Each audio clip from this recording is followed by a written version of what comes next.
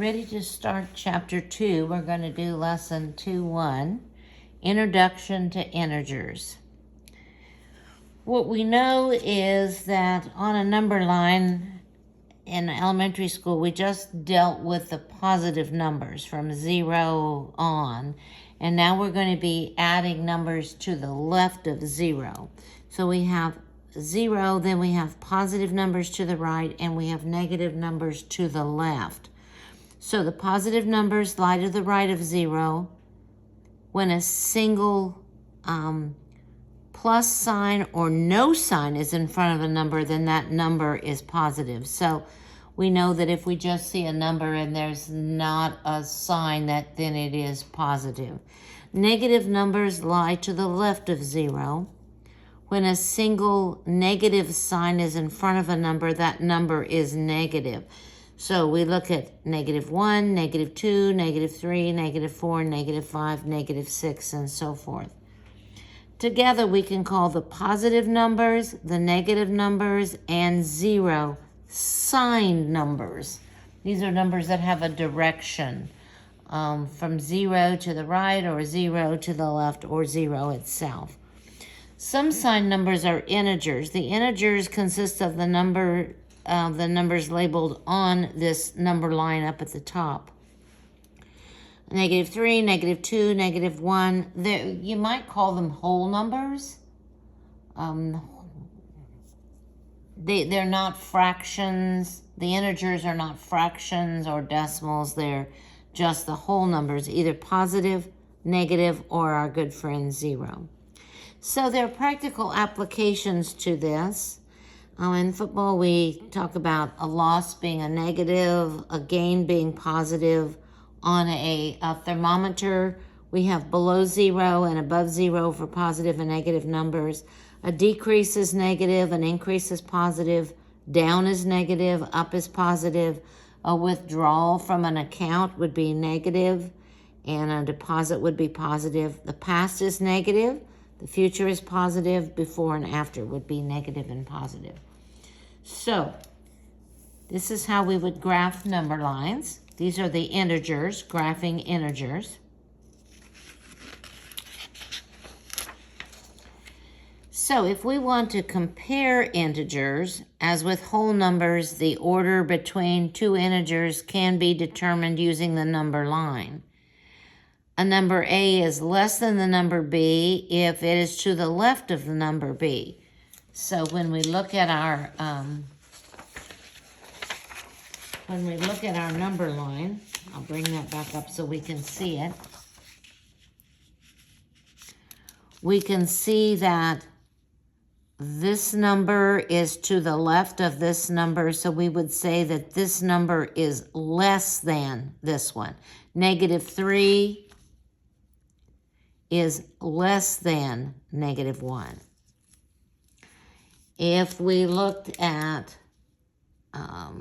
this number and this number, we would say that -4 is less than 6. So we know that this symbol means less than. If it's like Pac-Man, the old video game, it always eats the big one. So we have the little one over here. Then we have the less than symbol, and then we have the big one over here. So it's eating the big one. A number A is greater than the number B if it is to the right of B. So we can say that A is greater than B, and this symbol means greater than. It's eating the big one. So this is the big one over here. We know that this is the big one, and this is the little one. So if we wanted to compare -7 and +7, we look at our number line. We know that -7 would be here, +7 would be here, so we can say that -7 is to the left, so it is less than 7. 7's the big one. 0 and -4, 0 is to the right, so it is bigger than -4. And -9 and -11, we'd have -8 and -9, and then negative 10 and negative 11. So if I just did that part, we would say that negative 9 is to the right, so it's bigger than negative 11. So that's comparing these positive and negative numbers, these signed numbers. Now we're going to find the absolute value of a number. The absolute value of a number is a number's distance from 0 on the number line. The symbol are these bars that go around the number. For example, this is the absolute value of 3. It's red, the absolute value of 3. And since the absolute value of a number is that number's distance from 0, the absolute value of a number is always positive or 0. It's never negative. So if we look at the positive value of the absolute value of negative 4, we can say that that's 4. That's how far it is from 0. It's 4 units from 0. If we want to find the absolute value of 4, that's also 4. It's 4 units from 0. And the absolute value of 0, it isn't any units, so it's 0. So that's the absolute value. Now we're going to talk about the opposite of a number. Two numbers that are the same distance from 0 but are on opposite sides of 0 are called opposites. So this and this are opposites. The opposite can be either positive or negative depending on what the original number is. So negative 4 and positive 4 are both 4 units from 0, so they are opposites. So if you want to find the opposite of each number, this one is 13 to the right, and this one would be 13 to the left. This is 2 to the left, and the opposite would be 2 to the right, and 0 is 0. So we've talked about absolute value, which is always positive. It is never negative. And the opposites, it's either positive or negative, depending on, or 0, depending on what the original number is. So here we have things that can be a little confusing, but if you just think about how you would read this, it can be helpful. So this is the opposite of negative 4.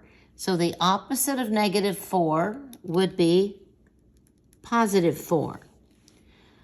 This is the opposite of the absolute value of negative 5. So this is really the opposite of 5, because the absolute value of negative 5 is 5. So we're talking about negative 5.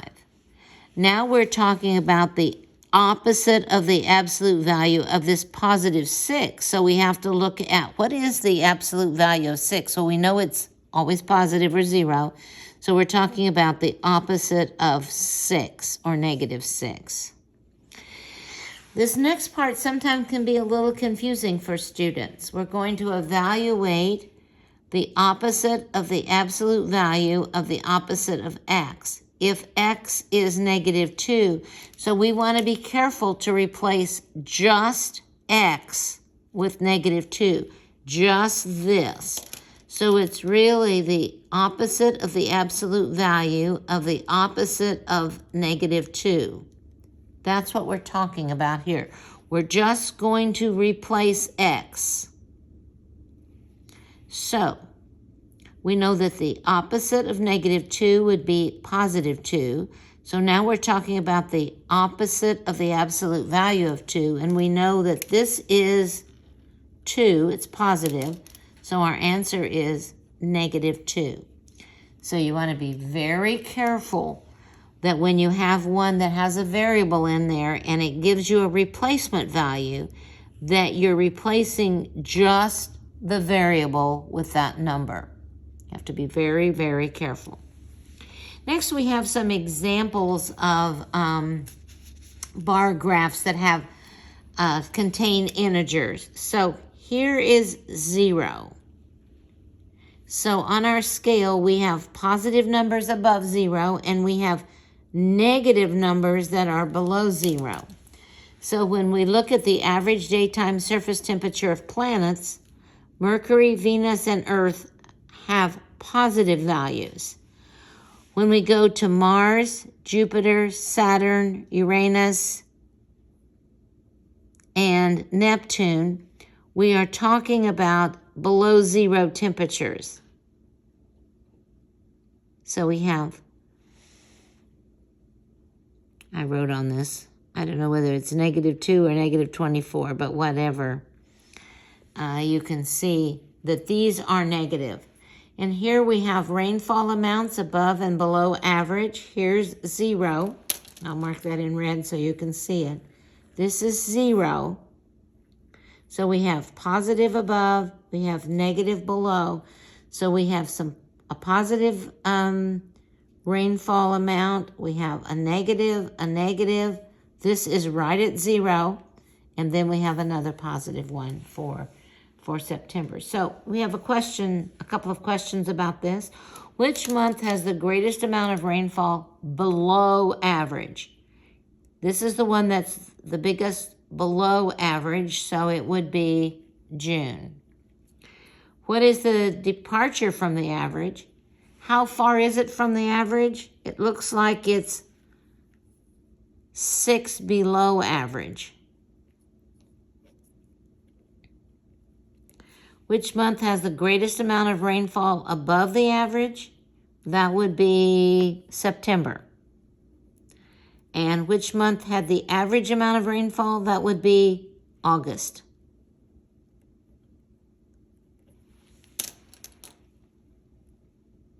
So you have to read the question carefully and understand what this is.